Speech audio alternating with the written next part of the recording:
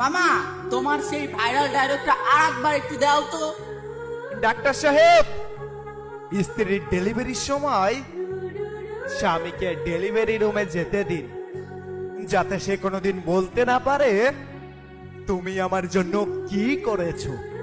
যখন সে তার প্রসব বেদনার যন্ত্রণাটা দেখতে পাবে, তখন সে বুঝতে পারবে তাকে বাবা ডাক শোনানোর জন্য একটা মেয়ে কতটা কষ্টের শিকার হয়। যে স্ত্রী মৃত্যুর সাথে লড়াই করে তোমাকে বাবা ডাক শোনানোর জন্য এতটা কষ্টের সম্মুখীন হয়, তাকে কষ্ট দেওয়ার অধিকার তোমার নাই। নারী, তুমি পারো বটে, শত অবহেলা সহ্য করার পরও তারপরও সকলকে খুশি করার জন্য আপ্রাণ চেষ্টা করে যাও। সবকিছু কত সহজেই ভুলে যেতে পারো তুমি।